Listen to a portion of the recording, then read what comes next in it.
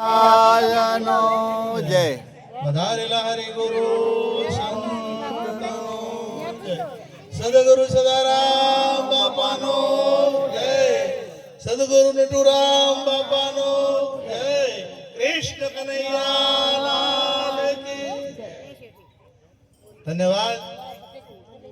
આજે બાળવા ગામે ભક્ત રાજશ્રી નહીં, હવે તો મહારાજ શ્રી કહેવા પડે, પણ અમને આમંત્રણ આલ્યું દાડે ભગત હતા એટલે અને આજ હવે મહારાજ થઈ ગયા। હવે રમેશરામ તથા તેમના સમગ્ર પરિવારજનોએ મળી સુંદર જ્ઞાન યજ્ઞનું આયોજન કર્યું અને એ આયોજનમાં પધારેલા મહાપુરુષો આપણે નટુરામ બાપુની જગ્યામાંથી પૂજ્ય જનકરામ મહારાજ તથા અહીંયા અમારે મંગળદાસ મહારાજ તથા વેરશીરામ મહારાજ અને વ્યાસપીઠને દીપાવનાર તમામ સંતગણ, તમામ પ્રેમી સજ્જનો, વિશેષ તો આજનો જે યોગ છે એ મહાન કહેવાય। આમ તો જે ભક્તો, સંતો અને મહાપુરુષો દ્વારા જે જે સત્સંગ આપવામાં આવે છે અને જે શબ્દો કહેવામાં આવે છે એ શબ્દો પરમાત્મા સુધી લઈ જનારા હોય છે, પરંતુ આપણા જીવનમાં ઉતારીએ તો ખાલી સાંભળીને જતા રહીએ તો મેળ આવતો નથી। એટલે જે બોલાણું છે એ બોલાયેલું લગભગ આપણા મગજમાં ઉતરતું નથી। જો ઉતરતું હોય તો કથાઓ હોય છે, રોજ મેળાવડા હોય છે, રોજે રોજ તમે જુઓ તો ટીવીમાં એટલા કાર્યક્રમો આવે છે। આજે કેટલી જગ્યાએ સંત મેળાવડા છે અને સુંદર પાથરીને તમે જમાડો છો, તમે ટનાટણ એમને આવકાર આપો છો, હોમીય કરો છો, તો એ રમેલમ જેટલા જો એટલા હોય નહીં આવતો, આવે છે। હવે એ જે છે આજે આ શાસ્ત્રમાં કોઈ જગ્યાએ તમને કદાચ એવું લાગશે, પણ સાચી વાત અમારે કરવી પડે। તમે કોઈ ગ્રંથમાં, મહાભારતમાં, ગીતામાં, 18 પુરાણમાં જોઈ બાપુ તમે વચન હશે એટલે આવે છે રમેલ, રમણ શબ્દ આવે, રમણ શબ્દ આવે છે, પણ રમેલ આવતો। અને રમણ નો અર્થ થાય દેવો રમણ કરવા, દેવો રમણ કરવા નીકળ્યા એટલે દેવો ફરવા નીકળ્યા, અને દેવો હંમેશા ફરવા નીકળે એટલે કોકનું કલ્યાણ કરે। એ જે જો ફરવા નીકળે એટલે કલ્યાણ કરે। આ જે સંતો છે ને એ તીર્થ છે અને ફરતું તીર્થ છે। દ્વારકા જવું હોય તો આપણે બધાને જવું પડે, દ્વાર મંદિરનું દર્શન થાય। તમારે મથુરા જવું પડે જો કદાચ એ મંદિરના દર્શન કરવા હોય તો, પરંતુ આ જ એક ચાલતું એક તીર્થ છે અને એ તીર્થ અને દેવ પણ કીધું છે। એટલે એ જો રમણ કરે એ ધર્મનું સ્થાપન કરે। જો સંત રમણ કરે એ ધર્મનું સ્થાપન થાય ને થાય।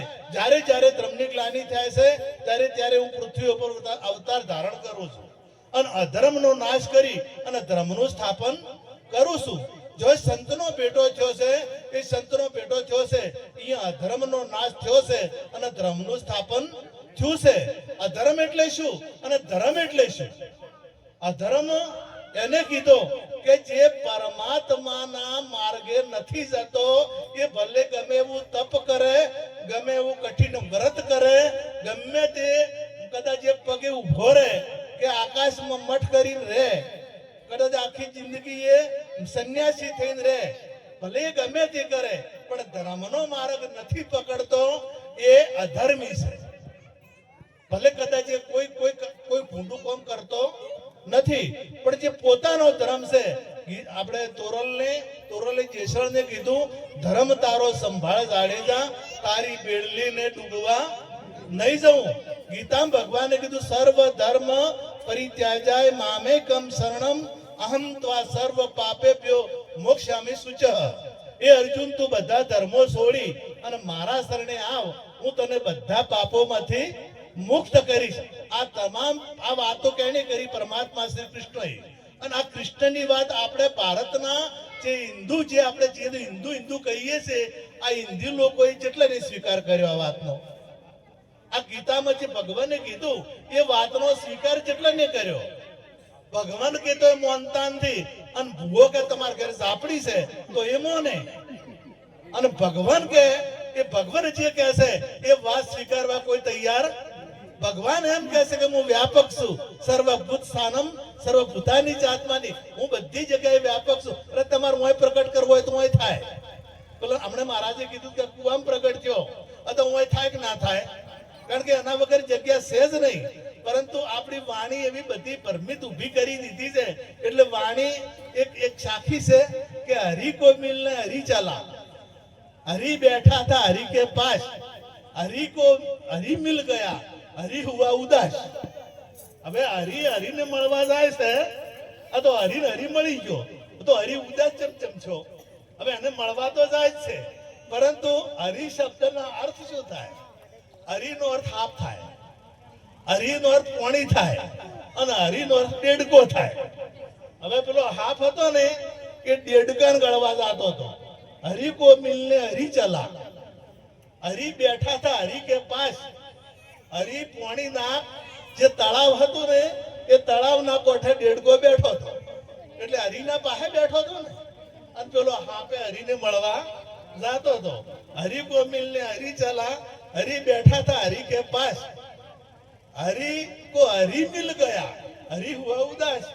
પેલો દેડકો હતો પોણી પહેરી ગયો એટલે હાફ ઉદાસ થયો કે મારે જે જોતું તે મળ્યું. હવે એક જ શબ્દ હતો, પણ એક શબ્દ હતો એના અર્થો કેટલા થાય છે. એટલે આ જે આપણી ભાષા જે છે ને એ ભાષા એ ભરમાણી દુનિયા, ભાષા એ ભરમાણી અલગ સમજીને અથડાણી. આ દુનિયા ભાષા એ ભરમાણી. આ ભાષા એટલા બધા ભેદ ઉભા કર્યા કે હજારો ભગવાન થયા. આપણે બે સંપ્રદાયો, હવે તો આપણે એટલું બધું રહ્યું નથી, પણ શૈવ સંપ્રદાય અને વૈષ્ણવ સંપ્રદાય. પેલા વૈષ્ણવ સંપ્રદાય કપડા સીવડાવવા જોઈએ ને તો અહીંયા શિવ એમ ના કે કપડું જોડી આવો, એટલે ભૂલથી શિવ નોમ લે ના. હવે ભગવાન એક જ છે, ભગવાન જુદો છે. આ તમારો પ્રાણ એક છે જુદો, મુસલમાનોનો તમારો એક કે જુદો, ક્રિશ્ચિયનોનો, ભેંસોનો, ગાયનો, પુત્રનો, આ બધાનો જે પ્રાણ છે એક છે ને. આ પ્રત્યક્ષ પ્રમાણ, આ પ્રાણ એક છે. આ તો એનો સર્જનહાર જુદો હોય, સર્જનહાર કોઈ દાડો જુદો હોય નહીં. મહારાજે અમને કીધું હતું કે કોઈ જાતિવાળાથી ભક્તિ થાય જ ના. ન ઠાકોર કરી કે ન રદિયાઈ કરી કે ન પટેલ કરી કે ન દરબાર કરી કે, એ તો ભગત કરી કે. હું હાથે દાખલો આલું, તમે દવાખાને જો તો ડોક્ટર દવા કેને કરે? ઠાકોર ને કરે, પટેલ ને કરે કે બોભણ ને કરે? દર્દી ને કરે. એને મન ઠાકોરે નથી કે એને મન પટેલે નથી, એને શું છે? અને તમે દુકાન કરીને બેઠા કોક લેવા આવે તો તમે શું કહો? ગ્રાહક. ગમે તે જાત નો આવે તો એના માટે શું છે? ગ્રાહક. એટલે પરમાત્મા એક છે, પરંતુ આ જ્યાર સુધી જાતિ નહીં, જાતિ પાતિ નહીં હરિકેરા દેશમાં આ બધું ને પડતું થાય એટલે કડા મેળ આવે એવો નથી. અને ભગત થાય તો ભગત ને કોઈ જાતિ હોય નહીં. આ પ્રાણ કોઈ જાતિ વાળો છે, અને બધા એનાથી ચાલે છે. અને એનાથી જે તમારું જે સ્વરૂપ છે, આપણે શંકર ભગવાનની ટૂંકી વાત કરી. ભગવાન જયારે શંકર શિવજી જયારે પરણવા ગયા ને, પાર્વતી હિમાલયની પુત્રી હતા. આમ હિમાલયના છોકરા હોય, મોટો પહાડ છે તો હિમાલયની પુત્રી હતા. એટલે એનું આધ્યાત્મિક સ્વરૂપ કઈક જુદું છે.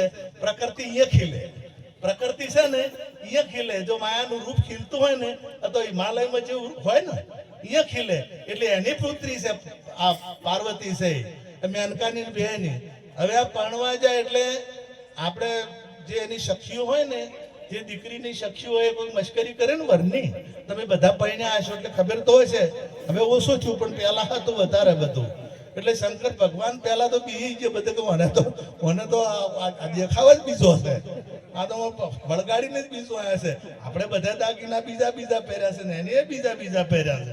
પણ એક કાઠી થઈ જી ત્યારે મોયરામ લઈ ગયા, ફેરા ફરવાના તૈયારી હતી, અને પૂછું કે તમારા બાપાનું નામ શું?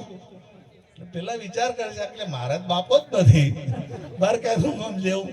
પણ હવે કોકનું તો લેવું કે, એટલે કે તાર કહેવા જો કે વિષ્ણુ મારા બાપાનું નામ.